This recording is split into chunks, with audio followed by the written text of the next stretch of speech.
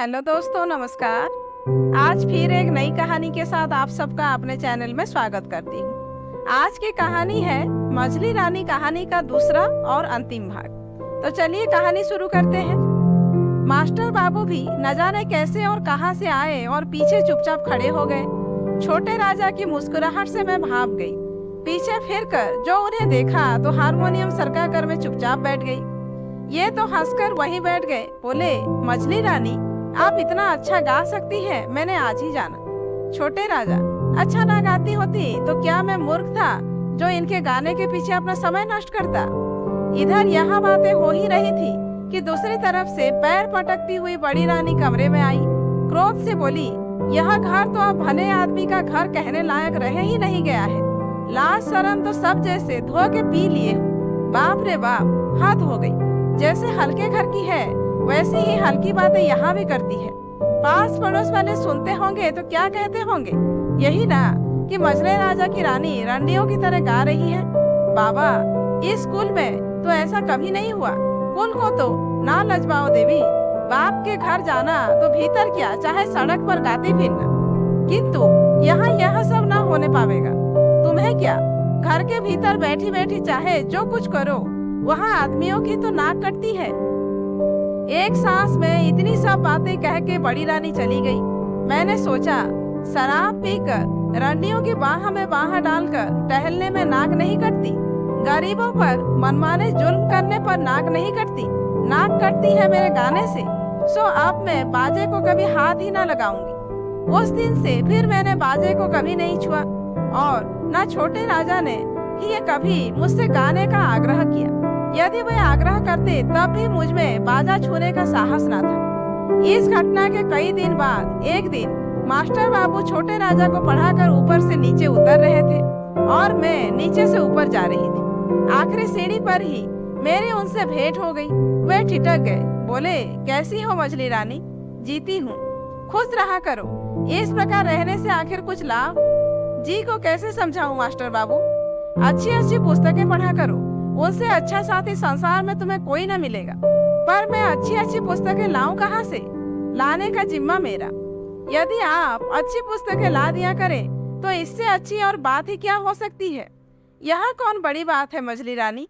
मेरे पास बहुत सी पुस्तकें रखी है, उनमें से कुछ मैं तुम्हें ला दूंगा। इस कृपा के लिए उन्हें धन्यवाद देती हुई मैं ऊपर चली और वे बाहर चले गए। मैंने ऊपर आंख उठाकर देखा तो बड़ी रानी खड़ी हुई तीव्र दृष्टि से मेरी ओर देख रही थी।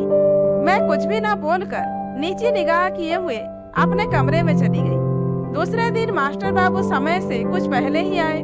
उनके हाथ में कुछ पुस्तकें थी। वे छोटे राजा के कमरे में ना जाकर सीधे मेरे कमरे में आए और बाहर से ही आवाज दी, किंतु दोनों दासियों में से इस समय एक भी हाजिर न थी। इसलिए मैंने ही उनसे कहा, आइए मास्टर बाबू। वे आकर बैठ गए। किताबों और लेखक के नाम बतलाकर वे मुझे किताबें देने लगे। ये महात्मा गांधी की आत्मकथा के दोनों भाग हैं। यह है बाबू प्रेमचंद जी की रंगभूमि, इसके भी दो भाग हैं। यह मैथिली बाबू का साकेत और यह पंत जी का पल्लव। इसके अतिरिक्त और भी बहुत सी पुस्तकें हैं।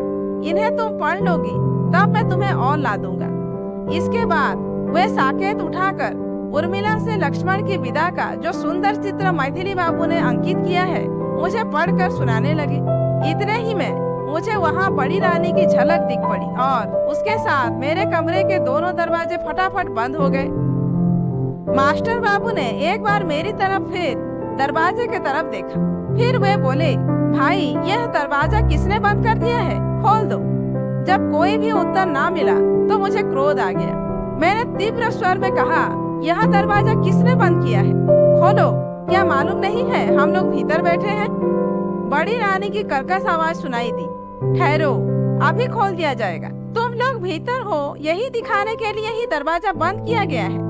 पर देखने वाले भी तो जरा आ जाए। यह नारकीय लीला अब ज्यादा दिन ना चल सकेगी। नारकीय लीला? मेरा माथा ठनका। हे भगवान, क्या पुस्तक पढ़ना भी नारकीय लीला है? इस प्रकार लगभग 15 मिनट हम लोग बंद रहे। गुस्से में मास्टर बाबू का चेहरा लाल हो रहा था। उधर बाहर बड़े राजा, मझले राजा और महाराजा जी की आवाज मुझे सुनाई दी। और उसके साथ ही कमरे का दरवाजा खुल गया। बड़ी रानी बोली, मेरी बातों पर तो कोई विश्वास ही नहीं करता था, अब अपनी आंखों से देखो। आंखें धोखा तो नहीं खा रही है। आज तक मैंने मजले राजा की बिलासी मूर्ति देखी थी, आज मैंने उनका रौद्र रूप भी देखा। क्रोध से पैर पटकते हुए वे बोले, किरण कुमार, इस कमरे में तुम किसके हुक्म से आए? मास्टर बाबू भी उसी स्वर में बोले, मुझे किस कमरे में जाने का हुक्म नहीं है। बड़े राजा, मास्टर बाबू, आप यहाँ से चले जाओ, इसी में तुम्हारा कुशल है। वे मुझे ऐसी कुशल नहीं चाहिए। मैं पापी नहीं हूँ जो कायर की तरह भाग जाऊंगा। जाने से पहले मैं आपको बतला देना चाहता हूँ कि मैं और मछली रानी दोनों ही पवित्र और निर्दोष है। यह हरकत ईर्ष्या और जलन के ही कारण की गई है। बड़ी रानी गरज उठी, उल्टा चोर कोतवाल को डांटे, चोरी की चोरी, उस पर भी सीना चोरी। मैं ईर्ष्या करूंगी तुमसे? तुम हो किस खेत की मूली? मैं तुम्हें समझती क्या हूँ? तुम हो एक अदना सा नौकर और यह है कल की छोकरी, सो भी किसी रईस घर की नहीं। ईर्ष्या तो उससे की जाती है जो अपनी बराबरी का हो। फिर बड़े राजा की तरफ मुड़कर बोली, तुम इसे ठोकर मार के निकलवा क्यों नहीं देते? तुम्हारे सामने ही खड़ा खड़ा जवान लड़ा रहा है और तुम सुन रहे हो। पहले ही कहा था कि नौकर चाकर को ज्यादा मुंह न लगाया करो। महाराज बड़े गुस्से से बोले, किरण कुमार, तुम चले जाओ। इसी समय ना जाने कहां से छोटे राजा आ पड़े और मास्टर बाबू को जबरदस्ती पकड़कर अपने साथ लिवा ले गए। वे चले गए। मुझ पर क्या बात होगी कहने की आवश्यकता नहीं, समझ लेने की बात है। नतीजा सबका यह हुआ कि उसी दिन एक चिट्ठी के साथ सदा के लिए मैं विदा कर दी गई। एक इक्के पर बैठाकर चपरासी मुझे माँ के घर पहुँचाने गया। चिट्ठी मेरे पिताजी के नाम थी, जिसमें लिखा था कि आपकी पुत्री भ्रष्टा है, इसने हमारे कुल में दाग लगा दिया है, इसके लिए अब हमारे घर में जगह नहीं है। बात की बात में सारे मोहल्ले भर में मेरे भ्रष्टाचारण की बात फैल गई। यहाँ तक कि मेरे पिता के घर पहुँचने से पहले ही यह बात पिताजी के घर तक भी पहुँच गई थी। जब मैं पिताजी के घर पर पहुँची, शाम हो चुकी थी। इस बीच माताजी का देहांत हो चुका था। भाई भी तीनों कॉलेज में थे। घर पर मुझे केवल पिताजी मिले। उन्होंने मुझे अंदर न जाने दिया, बाहर दालान में ही बैठाया। चिट्ठी पढ़ने के बाद वे तड़प उठे, बोले, जब यह भ्रष्ट हो चुकी है तो इसे यहाँ क्यों लाए? रास्ते में कोई खाई खंदक ना मिला जहाँ ढकेल देते? इसे मैं अपने घर रखूंगा, जाए कहीं भी मरे, मुझे क्या करना है? मैं पिताजी के पैरों पर लौट गई। रोती रोती बोली, पिताजी, मैं निर्दोष हूँ। पिताजी 2 कदम पीछे हट गए और कड़क कर बोले, दूर रहे चांडालिन, निर्दोषी तू होती तो इतना यह बवंडर ही क्यों उठता? उन्हें क्या पागल कुत्ते ने काटा था जो बैठे बैठाए अपनी बदनामी करवाते? जा, जहाँ जगह मिले समा जा, मेरे घर में तेरे लिए जगह नहीं है।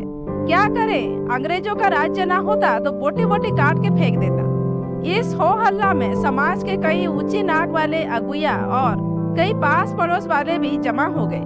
सबने मेरे भ्रष्टाचरण की बात सुनी और घृणा से मुंह बिचकाया।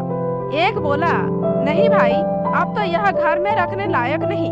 जब ससुराल वालों ने ही निकाल दिया तो क्या पंडित राम भजन अपने घर रखकर जात में अपना हुक्का पानी बंद करवावेंगे? दूसरे ने पिताजी पर पानी चढ़ाया। अरे भाई, घर में रखे तो रखने दो, इनकी लड़की है, पर हम तो पंडित जी के दरवाजे पर पैर न दे। मैं फिर एक बार भीतर जाने के लिए दरवाजे की तरफ झुकी, किंतु पिताजी ने एक झटके के साथ मुझे दरवाजे से कई हाथ दूर फेंक दिया। कुल में दाग तो मैं लगा ही दिया था। वे मुझे घर में रखकर क्या जात बाहर भी हो जाते। मैं दूर जा गिरी और गिरकर बेहोश हो गई। मुझे जब होश आया है, मेरे घर का दरवाजा बंद हो चुका था और मोहल्ले भर में सन्नाटा छाया था। केवल कभी कभी 1-2 कुत्तों के भौंकने का शब्द सुन पड़ता था। मैं उठी, बहुत कुछ सोचने के बाद स्टेशन की तरफ चली। एक कुत्ता भौंक उठा, जैसे कह रहा हो कि अब इस मोहल्ले में तुम्हारे लिए जगह नहीं है। जब मैं स्टेशन पहुंची, एक गाड़ी तैयार खड़ी थी। बिना कुछ सोचे विचारे मैं गाड़ी के एक जनाने डिब्बे में बैठ गई। गाड़ी कितनी देर तक चलती रही, कहाँ कहाँ खड़ी हुई, कौन कौन से स्टेशन बीच में आए, मुझे कुछ पता नहीं। किंतु सवेरे जब ट्रेन कानपुर पहुंचकर रुक गई और एक रेलवे कर्मचारी ने आकर मुझे उतरने को कहा तो मैं जैसे चौंक सी पड़ी। मैंने देखा पूरी ट्रेन यात्रियों से खाली हो गई है। स्टेशन पर भी यात्री बहुत कम थे। ट्रेन से उतरकर मेरी समझ में ही ना आया था कि कहाँ जाऊं। कल इस समय तक जो एक महल की रानी थी, आज उसके खड़े होने के लिए भी स्थान न था। बहुत देर बाद मुझे एकाएक ख्याल आया कि सत्याग्रह संग्राम तो छिड़ा ही हुआ है, क्यों ना मैं भी चलकर स्वयं सेविका बन जाऊं और देश सेवा में जीवन बिता दूं।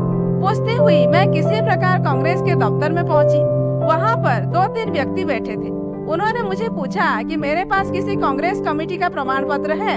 मैंने कहा नहीं, तो उन्होंने मुझे स्वयं सेविका बनाने से इनकार कर दिया। इसके बाद मैं किसी प्रकार कई संस्थाओं और सुधारकों के दरवाजे भटकी, किंतु मुझे कहीं भी आश्रय न मिला।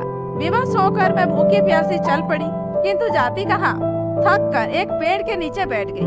मैंने अपनी अवस्था पर विचार किया। मैं आज रानी से पद की भिखारिन हो चुकी थी। मेरे सामने अब भिक्षावृत्ति को छोड़कर दूसरा उपाय ही क्या था। इसी समय न जाने कहां से एक भिखारिन बुढ़िया भी उसी पेड़ के नीचे कई छोटी छोटी पोटलियां लिए हुए आकर बैठ गई। बड़े इत्मीनान के साथ अपने दिन भर के मांगे हुए आटे, दाल, चावल को अपने चिथड़े में अच्छी तरह बांधकर बुढ़िया ने मेरी तरफ देखा। मैंने भी उसकी ओर देखा। दुख में भी एक प्रकार का आकर्षण होता है, जिसने क्षण भर में ही हम दोनों को एक कर दिया। भिखारिन बहुत बूढ़ी थी, उसे आंख से कम दिख पड़ता था। भिक्षावृत्ति करने के लिए अब उसे किसी साथी या सहारे की जरूरत थी। मैं उसी के साथ रहने लगी। कई बार मैंने आत्महत्या करनी चाहिए, किंतु उस समय ऐसा मालूम होता था कि जैसे कोई हाथ पकड़ लेता हो। मैं आत्मघात भी ना कर सकी। लगातार 1 साल तक भिखारिन के साथ रहकर मुझे भीख मांगना ना आया। आता भी कैसे? मैं बुढ़िया का हाथ पकड़कर उसे सहारा देती हुई चलती, भीख वही मांगा करती।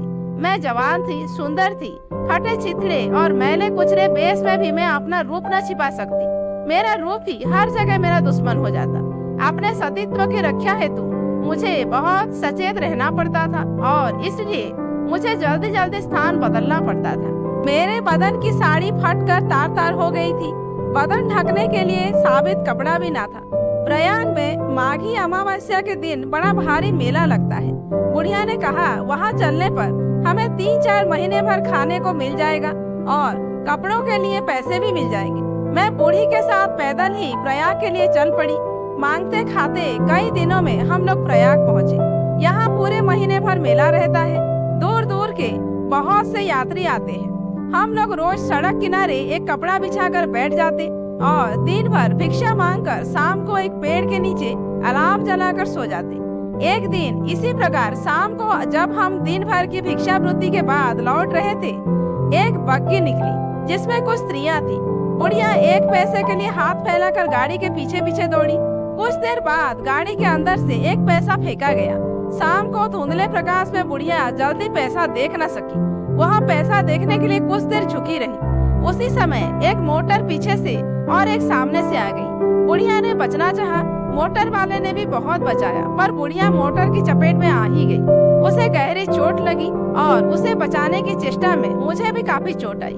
जिस मोटर की चपेट हम लोगों को लगी थी, उस मोटर वाले ने पीछे मुड़कर देखा भी नहीं, किंतु दूसरे मोटर वाले रुक गए। उसमें से 2 व्यक्ति उतरे। मेरे मुंह से सहसा एक चीख निकल गई। कई दिनों तक लगातार बुखार के बाद जिस दिन मुझे होश आया, मैंने अपने आप को एक जराने अस्पताल के पर्दा वार्ड के कमरे में पाया। एक खाट पर मैं पड़ी थी। मेरे पास ही दूसरी खाट पर भिखारिन मरणासन अवस्था में पड़ी थी। मैं खाट से उठकर बैठने लगी तो मास्टर बाबू पास ही कुर्सी पर बैठे कुछ पढ़ रहे थे। मुझे उठते देखकर पास आकर बोले, अभी आप ना उठे, बिना डॉक्टर के अनुमति के आपको खाट से उठना ठीक नहीं है। क्यों? मैं पद की भिखारिन, मुझे ये साफ सुथरे कपड़े नरम नरम बिछोने क्यों चाहिए? कल से तो मुझे फिर वही गली गली की ठोकर खानी पड़ेगी ना। उनकी बड़ी बड़ी आंखें सजल हो गई। वे बड़े ही करुण स्वर में बोले, मछली रानी, क्या तुम मुझे क्षमा ना करोगी? तुम्हारा अपराधी तो मैं ही हूँ ना। मेरे ही कारण तो आज तुम राजरानी से पद की भिखारिन बन गई हो। जब मुझे उन्होंने मछली रानी कहकर बुलाया तो मैं चौंक पड़ी। सहसा मेरे मुंह से निकल गया, मास्टर बाबू। 2-3 दिन में मैं पूर्णतया स्वस्थ हो गई, परंतु भिखारिन की हालत ना सुधर सकी। एक दिन उसने अपनी जीवन लीला समाप्त कर दी। उसके अंतिम संस्कारों से निवृत्त होकर मैं मास्टर बाबू के साथ उनके बंगले में रहने लगी। किंतु मैं अभी तक ना जान सकी कि वे मेरे कौन हैं। वे मुझ पर माता की तरह ममता और पिता की तरह प्यार करते हैं, भाई की तरह सहायता और मित्र की तरह नेक सलाह देते हैं, पति की तरह रक्षा और पुत्र की तरह आदर करते हैं। कुछ ना होते हुए भी वे मेरे सब कुछ है और सब कुछ होते हुए भी वे मेरे कुछ नहीं है। दोस्तों, आज की कहानी यहीं पर समाप्त होती है। कहानी कैसी लगी हो आप लोग कमेंट करके जरूर बताइए। अच्छी लगी हो तो एक लाइक कीजिए, जानने वालों को शेयर कीजिए और ऐसे ही वीडियोज आगे देखने के लिए मेरे चैनल को सब्सक्राइब जरूर कीजिए।